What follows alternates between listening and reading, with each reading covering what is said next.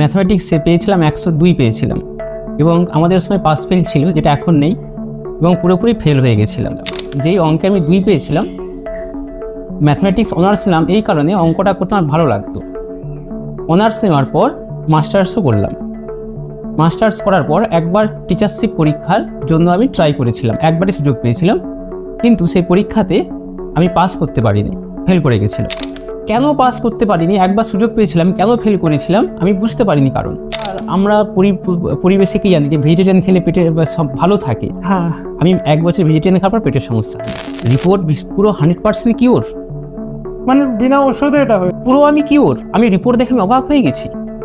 আমি বললাম কি করে এটা সম্ভব। আমাদের চ্যানেলেও অনেককে শুনি মাঝে মাঝে বলে যে ঠাকুরের নাম ধ্যান করছি, কিছু কাজ পাই না দাদা। ঠাকুরের ধ্যান দীক্ষা নিয়েছি, কিছু আমার জীবনে উন্নতি সাধন করতে পারছি না। আমি ওই সময় নাম করতাম প্রায় গড়ে 4 ঘন্টা থেকে 5 ঘন্টা বসে, যেটা মানুষ তো 4 ঘন্টা মানে পড়তেই বিরক্ত লাগে। 4 ঘন্টা নাম কি করে একটা মানুষ করতে পারে? এটা কিভাবে সম্ভব হয়? এটা খুব ভালো প্রশ্ন করেছো। দীক্ষা না নিলে আমি কোন জায়গাতে থাকতাম, আমি একটু অনুভব করেছি।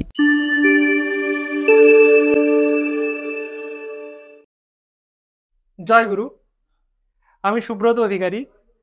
আজকে প্রিয় প্রম সৎসঙ্গ চ্যানেলের পক্ষ থেকে আমরা একটা বিশেষ নতুন এপিসোডে আমরা আপনাদের কাছে হাজির হয়েছি।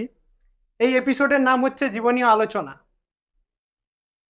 আজকে আমরা জীবনের নানান প্রান্ত থেকে নতুনভাবে মানুষকে দেখতে চেষ্টা করি এবং মানুষকে বুঝতে চেষ্টা করি মানুষ কিভাবে তার জীবনের নানান দিক নির্দেশ এবং প্রত্যেকটা পথ নতুন করে পার হচ্ছে। আমরা আজকে জানি যে পৃথিবীতে দুর্গম রাস্তাকে পার করেই আমরা জয় করতে পারি, এবং এই দুর্গম রাস্তা পার করতে করতে আমাদের জীবনের কিছু সংলাপ তৈরি হয়ে যায়, যে সংলাপে আমাদের মূল বস্তুকে ধরে রাখে। তেমনি আজকে একটা কথা মনে হচ্ছে খুবই শ্রী ঠাকুরের সত্যানুসরণ বাণীগ্রন্থের একটা বাণী। শ্রী ঠাকুর বলছেন সেখানে, হটে যাওয়াটা দুর্বলতা নয় তো, বরং চেষ্টা না করাই দুর্বলতা। তো আজকে সত্যি আমরা যদি চেষ্টা করতে থাকি জীবনে কত কিছুই নতুন করতে পারবো। এমনইভাবে আমাদের একটা জীবনীয় আলোচনায় আজকে নতুনভাবে আমরা একজনকে পেয়ে গেছি। তাকে নিয়ে আসার আগে আমরা তার সম্বন্ধে কিছুটা বলে নেই। তিনি একজন ভারতীয় রেলের কর্মবিভাগে যুক্ত এবং তার সাথে তিনি একজন বিজ্ঞান বিষয়ক শিক্ষক। তো তার কাছে আমরা আজকে তার জীবনের কিছু ঘটনা এবং তার জীবনের প্রকৃত আলোচনা আমরা শুনবো, তিনি কেমনভাবে তার জীবনকে পার করেছেন। তো আসুন শুনে নেই। প্রথমেই আমরা স্বাগতম করছি আজকে আমাদের চ্যানেলের প্রথম আমাদের এই এপিসোডের শ্রদ্ধেয় দীপঙ্কর দেব মহোদয়। নমস্কার। জয় গুরু দাদা। নমস্কার, জয় গুরু। আজকে তোমার কাছে আমি আমার এই বিষয় নিয়ে জানার খুবই আগ্রহী যে জীবনের ঘাত প্রতিঘাত থেকে আমরা কিভাবে জীবনকে মানে নতুন দিকে নিয়ে যেতে পারি।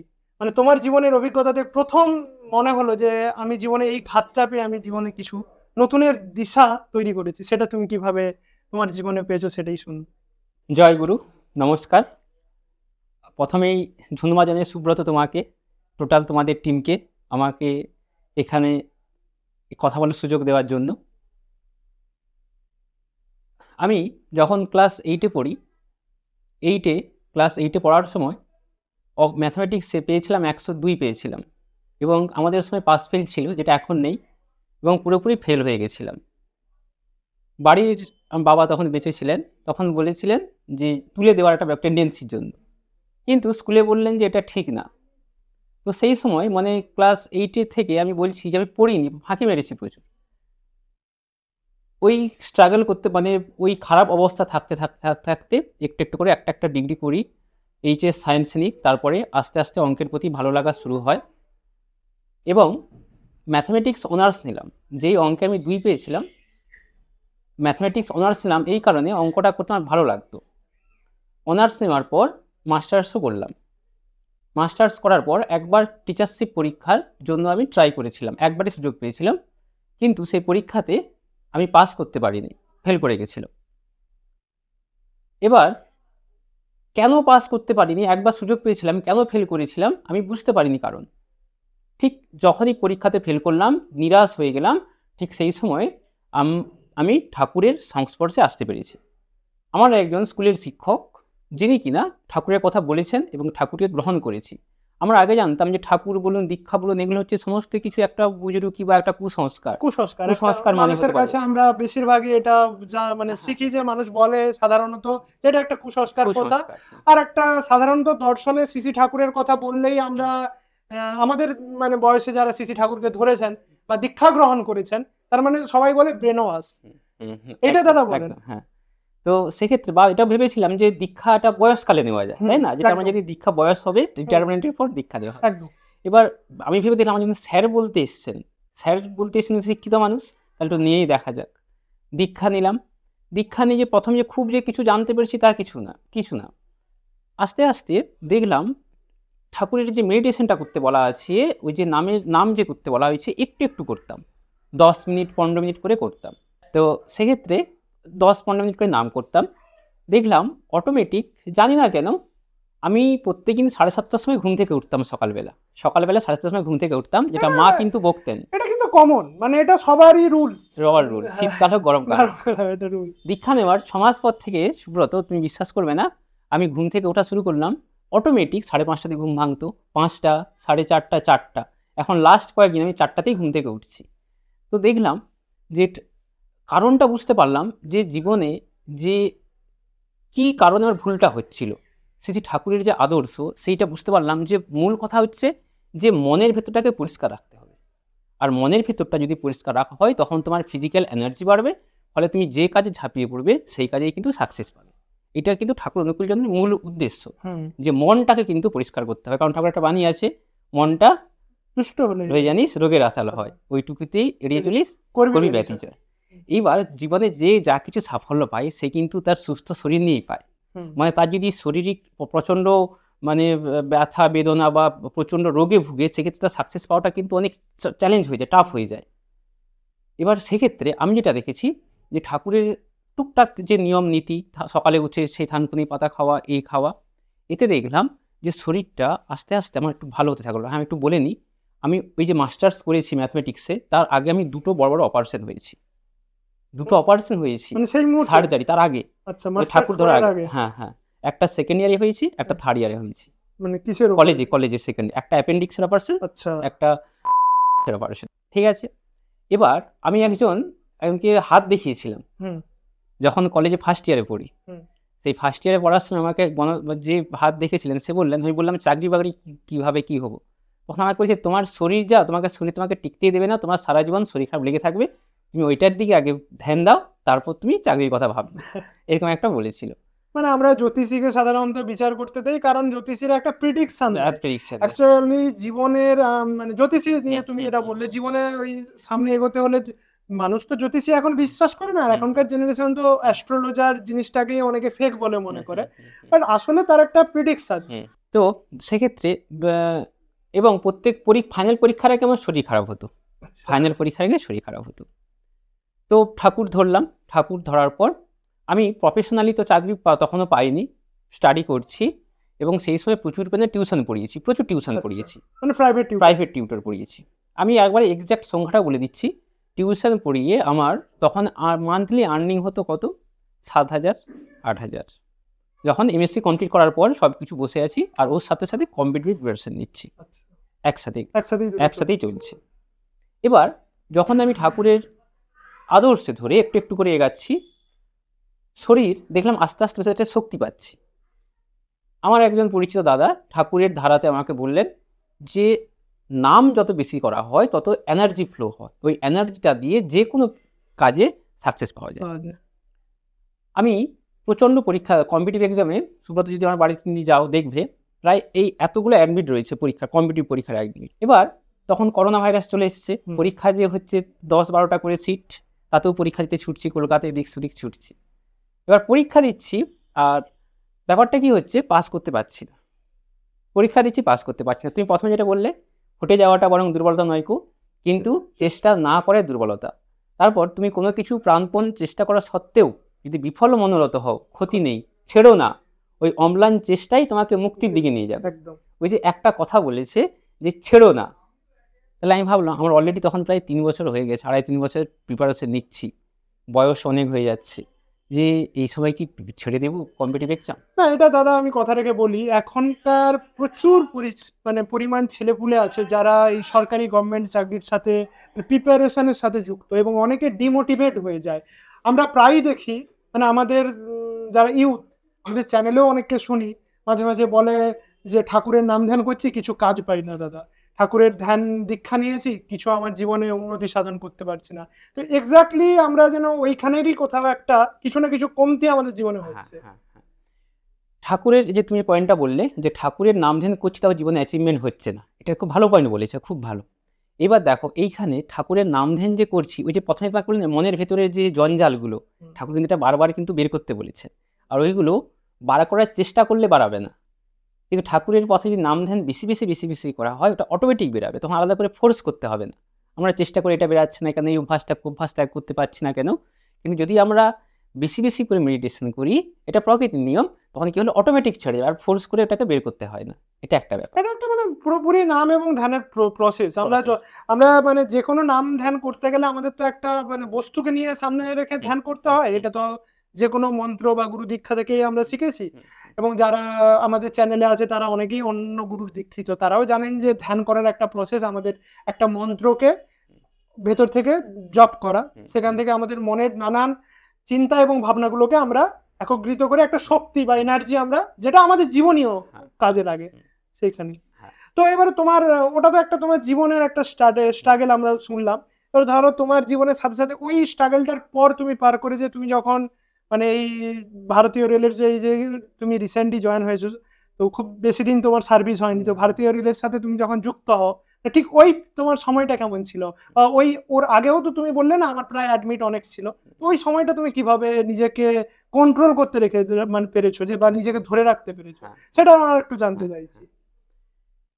সত্যি অবসাদগ্রস্ত হয়ে গেছিলাম, অস্বীকার করছি না, অবসাদগ্রস্ত হয়ে গেছিলাম যে এত এত পরীক্ষা দিচ্ছি, তো সেক্ষেত্রে কিছু একটা পাচ্ছি না। কিন্তু তারপরেও যেন কোথা থেকে মনে হচ্ছে একটা একটা বিশ্বাস কাজ করছিল যে পরমপিতা আছে, এই পরীক্ষাটা হচ্ছে না, মনের থেকে ভালো কিছু আছে। আমি রাজ্যের অনেক ছোট পরীক্ষাতে প্রচুর মন খারাপ, যে জানি পেয়ে যাব কিন্তু পারিনি মনে হচ্ছিল। তারপরে কোথাও যেন একটা বিশ্বাস পিছন থেকে আমাকে ফোর্স করছিল যে লেগে থাক, যা হয় হবে, না হয় কি হবে, লেগে থাক। এবার এইভাবেই চলছে। ঠিক এই সময় আমার খুব শরীর খারাপ হলো, আমার দাদা পাশে ছিল, বাবা নেই, দাদা পাশে ছিল, এমসে ভর্তি হলাম আমি, এমসে। পেটের এক প্রকার ডিজিজ, তখন আমি ফুললি ভেজিটেরিয়ান। এবার আমরা পরিবেশে কি জানি যে ভেজিটেরিয়ান খেলে পেটে সব ভালো থাকে। আমি 1 বছর ভেজিটেরিয়ান খাওয়ার পর পেটের সমস্যা হলো। কি সমস্যা? IBD বলে একটা ডিজিজ, যার নাম হচ্ছে ইরিটেটেড বাউল syndrome disease, irritated bowel disease, IBD, chronic disease বলা হয় এটাকে। এমসে 15 দিন ভর্তি থাকার পর সমস্ত রিপোর্ট করা হলো, যেটা আমি গুগলের সঙ্গে সঙ্গে সার্চ করলাম। গুগলে সার্চ করে বলা হলো কি, যে দেখলাম যে এই রোগে এলোপ্যাথিতে কোনো চিকিৎসা নেই। আচ্ছা। ডাক্তারবাবুর সাথে কথা বললাম, ডাক্তার বললো এটা আমরা স্টেরয়েড দিয়ে কমিয়ে দিতে পারি, কিন্তু আমাকে সারা জীবন ওষুধটা খেয়ে যেতে হবে, কিওর করতে পারবেন, কিওর করতে পারবে না। এবং যেটা সায়েন্সও তাই বলছে, এবং গুগলে আমি সার্চ করে দেখলাম রোগটা হচ্ছে এই, সমস্ত অনেক রিপোর্ট দেখলাম। আমি তারপর ভাবলাম, তখন যখন এমসে ভর্তি ছিলাম প্রচুর পরিমাণে মেডিটেশন করতাম, তখন আমার প্রিপারেশন ফেজ চলছে, সেই সময়ের কথা বলছি।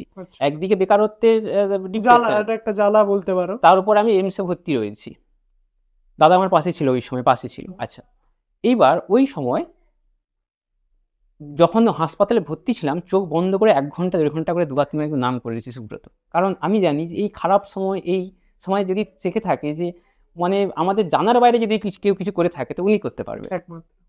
তারপর ওই যে 1 ঘন্টা 1.5 ঘন্টা করে প্রায় 10-12 দিন নাম করেছি, তার প্রভাবটা কি হয়েছে সুব্রতা?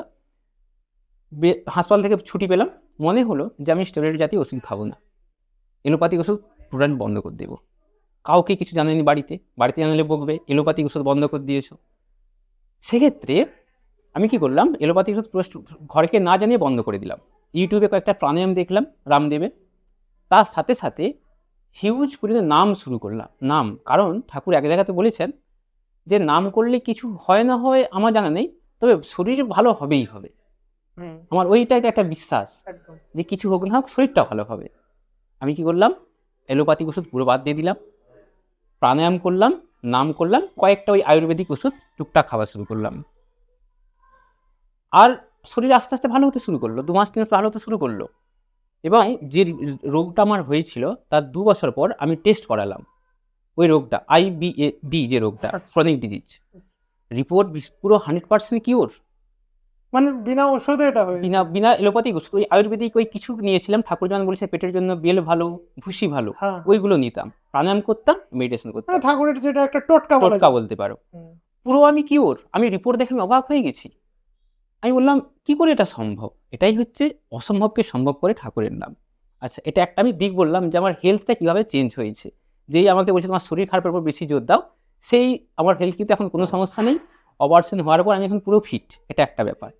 ওর পর আমি নর্মাল পার ডে নাম করতাম, সারাদিনে 2 ঘন্টা, 1.5 ঘন্টা। আমার আর্নিং তখন বললাম 6 থেকে 7,000 টাকা টিউশন পড়ি আর্নিং। এক দাদার পরামর্শে আমাকে বলছে জীবনে যা কিছু অ্যাচিভমেন্ট করতে চাও তো প্রচুর পরিমাণে তুমি নাম করো। রুট যে চক্র, যেটাকে মূলাধার চক্র বলা হয়, ওইটাকে হিল করলে, ওটা হিল করে করে পুরো একবারে সমস্ত ভাইব্রেশনের ফলে কি হবে, অটোমেটিক একটা এনার্জি পাবে, তোমার উন্নতি হবেই হবে। সুব্রতদা, তার 2 মাস পর সেম টাইম দিতাম টিউশন পড়াতে, আমার ওই 6-7 হাজার টাকা বেতন থেকে সালে দাঁড়িয়ে গেল আস্তে আস্তে 2 মাস পরে বেড়ে গেল 15,000। মানে সেই একই এফিসিয়েন্সি, একই টাইম, একই সময় শ্রম দিচ্ছ, কিন্তু তার মানে জাস্ট যে এনার্জিটা অনেক ফ্লো করলো। মানে যাতে কি হয়, তোমার স্টুডেন্টের যে সংখ্যাটা সেটা অনেক বাড়তে থাকলো। এবং অবশ্যই সেটা আমি বলবো যে সেটা হয়তো কোথাও না কোথাও আমরা করোনা দিক থেকে ভাবি না যে কোথাও কৃপা করেন। মানে আমরা অনেকেই নাম করতে করতে, এটা হয় আমাদের সাথে, কিছুদিন করলাম, করতে করতে আমরা না মানে থমকে যাই, যে জানি আর কিছু হলো না, আমরা আর কিছু করতে পারছি না, এটা হয়। আর এটা হওয়ার পর আমরা ওখান থেকে ব্যাক করে যাই। কিন্তু ঠাকুর বলছেন ওই অম্লান চেষ্টা, তুমি তাহলে ওই অম্লান চেষ্টাটাই করেছিলে। আচ্ছা, এরপর দেখলাম টিউশন পড়াতে পড়াতে 5-6 মাস পর যে বেতন আমার ছিল টিউশনে পড়ে যেটা আমার আর্নিং হতো 6-7 হাজার টাকা, ওইটা 20 ক্রস করে গেল। তখন নামটা কতক্ষণ করতে বলি, প্রায় ধরে রাখো, আমি বলে দিচ্ছি একবারে, আমি সব কিছুই বলে দিচ্ছি। আমি ওই সময় নাম করতাম প্রায় গড়ে 4 ঘন্টা থেকে 5 ঘন্টা বসে, যেটা বসে 4 থেকে 5 ঘন্টা। এটা পরমপিতার শক্তি দিয়েছে, তাই পেরেছি। পারতাম না, অসম্ভব একটা থট। মানে তখন আমার মনে হচ্ছে কি যে ওটাই যদি করি সব কিছু হবে, এবার এনার্জি পাবো, হ্যাঁ, ওটাই মূল লক্ষ্য। অ্যাকচুয়ালি কি হয় বলতো, বাঁচার সময় না, আমরা বাঁচার সময় দেখি যে আমাদের হাতের সামনে কি আছে, মানে বাঁচতে কেউ তো মরতে যায় না, বাঁচার সময় আমাদের হাতের সামনে যেটাই থাকে তাকে নিয়ে আমরা যেন মরতে থাকি, যেন আমি বেঁচে তো যাবো। তোমার ঠিক পজিশনটা ওইখান থেকে এসেছে, যেটা বুঝতে পারলাম এতক্ষণের আলোচনায়, যে তুমি বাঁচার জন্য চেষ্টা করছো। তুমি ভাবছো না যে আমি এটা করে কি ফল পাবো, আমি তো বাঁচবো আলটিমেটলি, এটা তোমার জীবন নয়। তারপর মেনলি টিউশন, সমস্ত চাকরির পরীক্ষাতে আমি টিউশন অলরেডি পড়াতাম, আর তার সাথে HS সায়েন্সটা পড়াতাম। আস্তে আস্তে টিউশন যে আর্নিং একই টাইম দিচ্ছি বাড়তে থাকলো, এবং আমার প্রিপারেশন লেভেলটা আস্তে আস্তে বাড়তে থাকলো। প্রায় 3.5 বছরের মতো প্রিপারেশন নেওয়ার পর রেলের একটা পরীক্ষাতে, ভারতীয় রেলের ইঞ্জিনিয়ারিং ডিপার্টমেন্টে প্রথমে আমি প্রিলি পরীক্ষাতে আমি সিলেক্ট হই। আচ্ছা, আমি ছোট্ট একটা কথা বলে নিই, যে প্রিলি পরীক্ষা দিতে যাওয়ার দিন একটা ঘটনা ঘটেছে আমার সাথে, সেটা আমি একটু বলে নিই। এটা মজার ব্যাপার, যে ঘটনাটা আগে কখনো হয়নি। কীরকম দেখো সুব্রত, পরীক্ষা পড়েছিলাম আমার ব্যারাকপুরে যে জায়গাটাতে যাব, আমি আগের দিন আমাকে যেতে হবে, হোল্ড করতে হবে। হ্যাঁ, স্বাভাবিক। আচ্ছা, হোল্ড করতে যখন যাব, মানে যখন হোল্ড করতে হবে, এবার রাত্রি হয়ে গেছে যেতে। ওখান থেকে আমি লঞ্চ ধরবো, মানে আমি হাওড়া থেকে শেওড়াফুলি এসেছি, লঞ্চ ধরবো। আচ্ছা, ওখান থেকে ধরে ব্যারাকপুর যাবো নদী পেরিয়ে। এবার শেওড়াফুলি থেকে লঞ্চ করতে আমি জানি না, হঠাৎ আমি নেমেছি, একে তাকে জিজ্ঞাসা করবো, বেশ রাত্রি হয়ে গেছে। আমাকে একজন বললো যে ভাই কোথায় যাবে তুমি? আমি তখন বললাম এই ব্যারাকপুর যাব। তখন বললে আচ্ছা তুমি কি প্রথম এখানে? বললাম হ্যাঁ। বলে তাহলে তো একটু তোমার অসুবিধা হবে, ঠিক আছে তাহলে চলো আমার সাথে, চলো আমিও যাবো। আমার একটু খটকা লাগলো, কলকাতাতে তো অনেক ভালো লোক থাকে, খারাপ লোক থাকে, আমাকে অন্য কোনো খারাপ গলিতে নিয়ে চলে যেতে পারে। এবার যাচ্ছি আমাকে একজন লোক বললেন ঠিক আছে এই রুটে, এইখানটাতে পৌঁছে দিল আমাকে। উপরন্তু আমাকে টিকিটের টাকাটা দিয়ে দিল, যে তোমার যে লঞ্চের টিকিট টাকা তুমি নাও। আমি বললাম আপনার কাছ থেকে আমি নেবো কেন? বলে না, তুমি আমাদের এখানে এসছো, আমার এখানেই বাড়ি, যদি তোমার কিছু উপকৃত হয়, তোমার যে স্ট্রাগল শুনলাম, তো তুমি নাও। দিয়ে লঞ্চ বেরালাম। তারপরে তখন ব্যারাকপুরের গেলাম, ভাবলাম যে একটা রুম নিতে গেলে 1000 টাকা খরচ। তো মোটামুটি আমি ভাবছি স্টেশনটা রাত কাটিয়ে দিব, সারা রাত নাম করব, একটা নিরিবিলি যদি স্টেশনে জায়গা পাই নাম করব, তারপর দিন পরীক্ষা দিতে যাবো। তারপরে কী করলাম, গেলাম স্টেশনে, কিন্তু স্টেশনে কোনো খালি জায়গা পেলাম না, মানে যেখানে বসে বসে নাম করা যায় সারা রাত। তারপরে কী করলাম, একটা ঘরের দিকে এলাম, একটা ছেলে, সেও পরীক্ষা দিতে যাবে, সে কী করলো, সেও ঘর খুঁজছে, আমিও ঘর খুঁজছি, সেও ঘর খুঁজছে। মানে যথারীতি দেখা হয়ে গেল। জানতে পরে ভাড়া নিলাম 250 টাকাতে ভাড়া হয়ে গেল। যেখানে 1000 টাকা নেওয়ার কথা ছিল 250 টাকা নিল। ঠিক রুমে প্রবেশ করছি, জানতে পারলাম যে ছেলেটার বাবা এসছে, ওরা ঠাকুরের দীক্ষিত। আচ্ছা, মানে একটা মিরাক্কেলি একটা সংযোগ হয়ে গেল। তারাও পরীক্ষা দেবে, আমরাও পরীক্ষা দেবো। যাক, রাত্রে থাকলাম, নাম করলাম, যথাসময় নাম করে ঘুমিয়ে পরের দিন পরীক্ষা দিতে গেলাম। প্রিলি পরীক্ষাতে পাস করলাম। ওর পরে মাঠ রয়েছে, ফিজিক্যাল রয়েছে। ফিজিক্যাল হচ্ছে একটা রান থাকে, একটা বেশ মানে বেশ হার্ড একটা রান থাকে। আমার যে রোগটা হয়েছিল তখন, যে IBD যেটা বললাম, ওটা হচ্ছে আস্তে আস্তে শরীর দুর্বল হয়। আচ্ছা, ক্রনিক ডিজিজ, আস্তে আস্তে হজম ক্ষমতা কমে। আচ্ছা, সেক্ষেত্রে একটা ফিজিক্যাল পাস করা, মানে রান পাস করা যথেষ্ট কিন্তু টাফ। আমি তখন কি করলাম, সেই 4-5 ঘন্টা আবার নাম শুরু করলাম। যখন প্রিলি রেজাল্টটা বেরিয়েছে, মাঠ আছে, শুরু করলাম। মানে ওটাই একবার একটা ঔষধ, আমি মনে করছি ওইটা মহা ঔষধ একদম। এবার ঠাকুর যা বলছে, ঠাকুর একটা কথা বলেছেন না, যে নাম করার সময় তুই যাই ভাববি তাই হবে। হ্যাঁ, এটা হয়। তো আমি নাম করতে বসতাম, ভাবছি, রান দিচ্ছি, পাস করে গেছি। পরম পিতার সেই অসীম শক্তি আমার মধ্যে এসছে, আমি করছি, পারবো না কেন। এরকম করছি, প্রচুর নাম করেছি। 4 মিনিট 15 সেকেন্ডে আমার রান কমপ্লিট করার কথা ছিল, 3 মিনিট 48 সেকেন্ডে আমার কাভার হয়ে গেছে। ঠিক আছে। তো তারপর মেডিকেলও হলো। ওই মেডিকেল করতে গিয়ে জানতে পেরেছি যে আমার ওই যে ডিজিজটা, যে পেটের যে ডিজিজটা ছিল, ওইটা কি, ওরা কিন্তু জানতাম না, বা আমি রিপোর্ট করতামও না। আচ্ছা, ওই মেডিকেলটা করতে গিয়ে আমি কিন্তু জানতে পেরেছি যে তোমার ওটা রিপোর্ট নেই। হ্যাঁ, তার প্রত্যেকটা স্টেজ, টোটাল 1, 2, 3, 4টে স্টেজ ছিল। আচ্ছা, ওই চাকরিতে পাওয়ার জন্য 4টা স্টেজেই খুব সুন্দরভাবে স্মুথলি কিন্তু পাস করে গেলাম। মানে কোনো মনেই হলো না। কিন্তু মানে ওটা সাধারণ আমাদের ক্ষেত্রে যারা নর্মাল ভাবে ওই পরীক্ষা দেয়, তাদের ক্ষেত্রে এটা প্রত্যেকটা স্টেজ মানে খুব বড় মাথা পাহাড়ের মতো একটা সমান চাপ। এবং তুমি যেটা মানে ইজিলি পাস করলে, যেন এটা মনে হলো যেন স্বয়ং যেন কেউ করাচ্ছে, পেছন থেকে পুশ করছে। হ্যাঁ। তো সেক্ষেত্রে দেখলাম প্রত্যেকটা স্টেজ আমার পুরোপুরি ক্লিয়ার হয়ে গেল, চাকরিতে আমি জয়েনও করলাম। এইবার আমার যে টিউশনটা পড়ালাম, যখন আমি জয়েন করি, আমার প্রায় 22-23 মতো আমার টিউশন থেকে আর্নিং হয়ে যেত। কিন্তু টিউশন কিছুটা কমিয়ে দিতে হয়েছিল। কিন্তু সপ্তাহে আমি তখন একদিন ছুটি পেতাম। সুব্রত, আমি থাকতাম, আমার ডিউটি থেকে আমার বাড়ি প্রায় অ্যাপ্রক্স 200 কিলোমিটার দূরে। আচ্ছা, যোগাযোগ অবস্থা খুব যে ভালো তা নয়। সপ্তাহে একদিন ছুটি, ওই একদিন ছুটিতে আসতাম, বাড়িতে টিউশন পড়াতাম। মানে চাকরির সাথে সাথে টিউশনটাকেও তোমাকে মেইনটেইন করতে হচ্ছে। কারণ এই কারণে যাদেরকে পড়িয়েছে আমাদের মাঝপথ, ওরা আমাকে ছাড়তে চাইছে না। স্বাভাবিক, চাকরির পরীক্ষা এত একটা বড় সিলেবাস, একদিন ওদিকে অফলাইন এসে পড়াতাম, আর বাকি অনলাইন, আর একদিন অনলাইনে পড়াতাম। এরকম করে তারপরে দেখলাম ওই ইঞ্জিনিয়ারিং ডিপার্টমেন্টে একটা খুব ভালো পোস্ট আমার মনে হলো। এই পোস্টটা খুব ভালো, একটা সিগন্যাল, একটা ডিপার্টমেন্টে একটা ভালো পোস্ট মনে হলো। পরমিতাকে বললাম যে ঠাকুর, এই পোস্টটা ভালো লেগেছে, যদি তোমার দয়া হয় দেবে। ব্যাস, সে ভালো পোস্টটাই পেলাম। সেই ভালো পোস্টটা যেমন পেয়েছি, সপ্তাহে 2 দিন করে ছুটি পাচ্ছি। আচ্ছা, 2 দিন করে ছুটিতে আমি যে 2 দিন ছুটি পাই, এখানে টিউশনটা পড়ে। আমার টিউশন পড়াতে ভালো লাগে, এই কারণে আমার এটা ভালো লাগে, প্লাস ছাত্ররা উপকৃত হয়। আর তুমি যেহেতু কম্পিটিটিভ এক্সামের উপর দিয়ে গিয়েছো, তোমার ওটা বেশি বেস্ট করে, তোমার মানে সাথে শুট করে বলতে গেলে। এবার এই 2 দিন আমি এখানে প্রায় বাড়িতে যেটুকু টাইম থাকি টিউশন পড়েই কাটিয়ে দিই। আমি যেখানে ডিউটি করি 12 ঘন্টা ডিউটি করি, দুবেলা নিজের রান্না নিজে করি, নিজের খাওয়া, গোছানো, পরিষ্কার করা, জামা কাপড় সব কিছু নিজে করি। 12 ঘন্টা ডিউটি করি।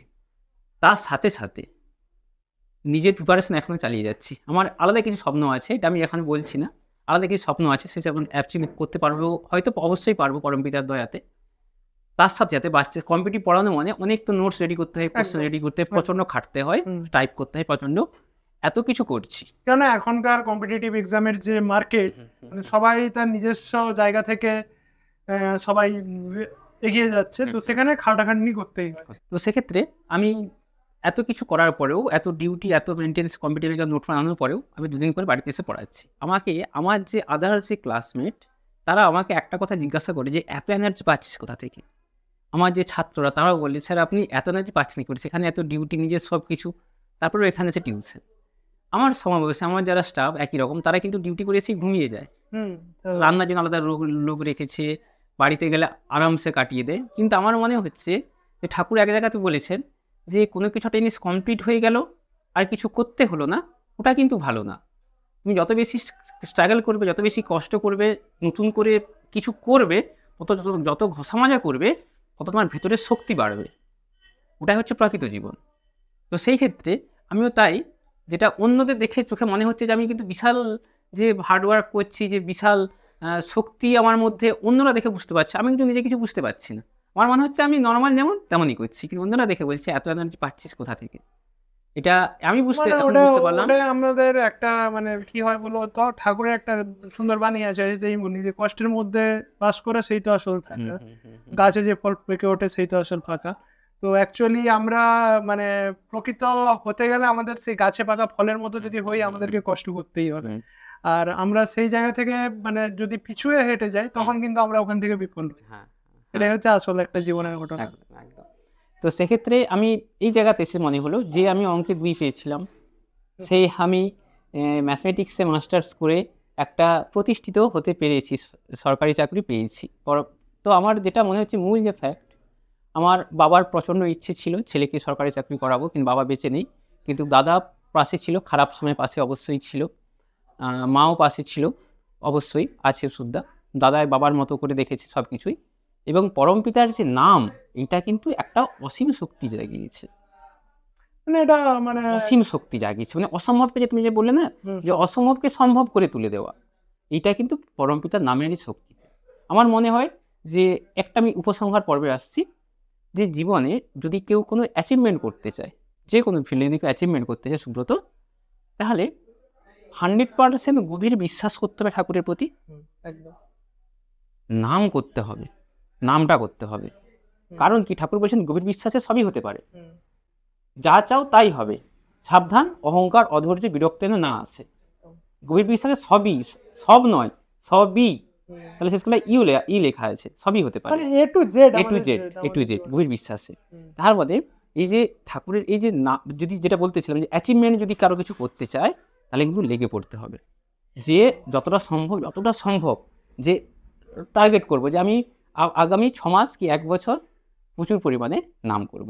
না, আজ থেকে আমি এখানে মানে ই করে যাই, যে এই সংকল্পে দৃঢ় হয়ে যায় যে আমাদের যে জীবনে আজ থেকে আমাকে এখানে লেগে পড়তে হবে, ঠিক এরকম। একদম একদম একদম। ব্যাপারটা হচ্ছে, এবার আরেকটা প্রশ্ন এখানে আসে, আমি যদি 6 ঘন্টা নাম করি, তাহলে আমি পড়বো কখন, আমার নিজের কাজ করবো কখন? এটা খুব ভালো প্রশ্ন না? না, এটা আবার অনেকের কাছে এই প্রশ্নও থাকবে। তুমি যখন এই কথাটা বললে যে 4 ঘন্টা নাম করে, মানুষ 4 ঘন্টা নাম করে, মানুষ তো 4 ঘন্টা মানে পড়তেই বিরক্ত লাগে, 4 ঘন্টা নাম কি করে একটা মানুষ করতে পারে? স্বাভাবিক এটা প্রশ্ন, এটা তো থাকতেই পারে। মানে এটা কিভাবে সম্ভব হয় এটা একটা মানুষের জীবনে? এক পরিস্থিতি, মানে যখন আমি বেকারত্ব জ্বালায় ভুগছি, বাড়িতে কিছু করতে হবে, যে আমার মনে হচ্ছে যদি কিছু সলিউশন বের করতে পারেন উনি করবেন, তাই ওনার নামটাই আমি করব, এই বিশ্বাসে আমি কিন্তু আস্তে আস্তে আস্তে করে এটা কিন্তু বাড়িয়েছি।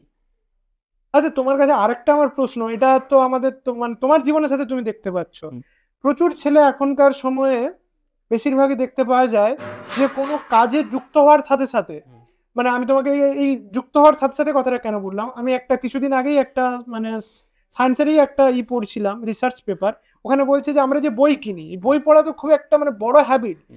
সেখানে বলছে যে 100টা মানুষের মধ্যে রিসার্চে বলছে যে বই কেনার সাথে সাথে সেই বইটা প্রথম মানে 2টো মানুষ সেই বইটা পুরোটা যায়, মানে 100 to 100 পেজ কভার করে। একটা বই যদি 100 পেজ হয়, আর বাকি পেজ কিন্তু কভার করে না, তার মধ্যে 20% মানে 80টা মানে 80% বই কভার করে, মানে 80টা পেজ কথার কথা যদি ধরি, বাকি মানে সবচেয়ে বেশি পার্সেন্ট মানে 50 থেকে 60% মানুষ ওই 4 থেকে 5টা পাতা বই কভার করে। মানে সেখানে তুমি এমএসসি করেছো আমার ম্যাথের মতো একটা সাবজেক্টে, আমার মানে এটা জানতে খুব ইচ্ছে করছে তোমাকে, যে তুমি কি করে এই জিনিসটাকে কভার করতে, আর এখনকার ছেলেরা এই মানে পেশেন্সটাকে ধরে রাখতে পারে না। এটা কিভাবে তোমার জীবনে তুমি ধরে রাখলে? হ্যাঁ, আমি একটা কথা বলি, আমি চাইতাম যে আয়ত্ত করতে হবে যে পরীক্ষাতে কেমন কোশ্চেন পড়ে, বইয়ে তো অনেক কিছু রয়েছে, আচ্ছা পরীক্ষাতে কেমন কোশ্চেন পড়ে, এবার তার জন্য কী করে আমি জানবো? আমার ওই সময় যখন ওই যে নাম যখন বেশি বেশি করা হয়, তখন ওই যে ওই নামের শক্তি দ্বারা বোঝা যায় কোনটা সঠিক কোনটা বেঠিক, কোন কোন প্রশ্নগুলো ইম্পর্টেন্ট কোন কোন প্রশ্নগুলো আনইম্পর্টেন্ট।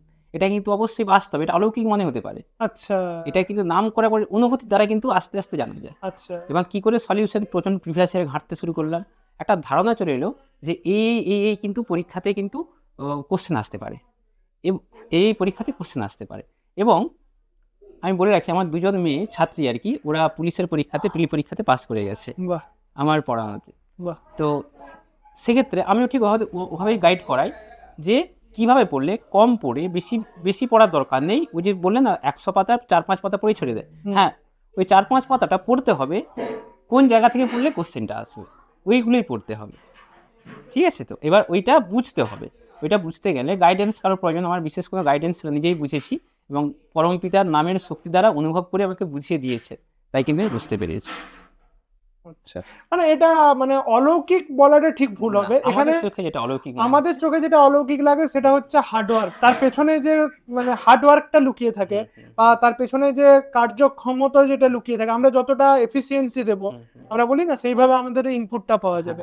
আচ্ছা, আরেকটা জিনিস আমার মনে হলো, খুব ভারী মজার প্রশ্ন, তুমি যদি শ্রী ঠাকুরের দীক্ষা নাই নিতে তোমার জীবনে, তুমি তো এটা বললে যে তোমার জীবনে দীক্ষা নিয়ে এই জিনিসগুলো পরিবর্তন হলো, আমার মনে আমরা অনেকেই ভাবি, মানে যারা সাধারণ মানুষ তাদের কাছে এই প্রশ্নটা যায় যে আমি যদি ঠাকুরের দীক্ষাই নিইনি, আমিও তো জীবনে অনেক অ্যাচিভমেন্ট করেছি, এটার সাথে এটার পার্থক্যটা কি তোমার কাছে কি মনে হয়? হ্যাঁ, খুব ভালো প্রশ্ন করেছো। দীক্ষা না নিলে আমি কোন জায়গাতে থাকতাম, আমি এটা অনুভব করেছি, এটা তুমি যেটা বললে এটা আমি অনুভব করেছি। বললাম না মনের জঞ্জাল, মনের জঞ্জালটা কাটা দিয়ে উঠলে কিন্তু সাকসেসের একটা পার্ট। মনের মধ্যে আমরা একটা জঞ্জাল অবশ্যই ছিল, একজন ছেলে হয়ে টিনের যে মেয়েদের প্রতি একটা মেয়েদের একটা খারাপ ভাবনা থাকেই, সেটা আমার মধ্যেও ছিল, এটা প্রবল ছিল, এটা অস্বীকার করছি না, প্রবল ছিল। তো সেক্ষেত্রে আমার যেটা মনে হচ্ছে যে ঠাকুর না ধরতাম, অর্থাৎ পরমপিতার নামে বা পথে না চলতাম, তাহলে কিন্তু ওই সমুদ্রের যেমন জাহাজ কি হয়, ঝড়ে কি হয়, এদিক ওদিক এদিক ওদিক ভেসে গিয়ে ডুবে যায়, ঠিক সেরকম আমারও সেই জিনিসটা হতো, কিন্তু পরমপিতাকে ধরা ছিল বলে এই নৌকার দড়ির মতো বেঁধে রেখেছে। যাই কিছু হোক না কেন, প্রত্যেকটা যখন মনে হচ্ছে এইটা খুব খারাপ, ঠাকুর এটা কেন করলে, পরে মনে হয়েছে ওই যে একটা ঠাকুর ঘটিয়েছে ওইটা একটা খুব ভালো, মানে ওটাই মঙ্গল, ওটাই মঙ্গল হয়েছে। অবশ্যই এটুকু আমি নিশ্চিত ছিলাম, যদি পরমপিতাকে না ধরতাম সাকসেস পেতাম, মানে ওই যে হাল ছেড়ে দিতাম, এই যে লেগে থাকো যে ছেড়ো না, আমি কেন ছাড়িনি, ঠাকুর বলে দিয়েছেন ছেড়ো না, ওই অম্লান চেষ্টায় তোমাকে মুক্তির দিকে নিয়ে যাবে, সেই কিন্তু সেটাই ধরে রেখেছি, ওই একটাই কথা।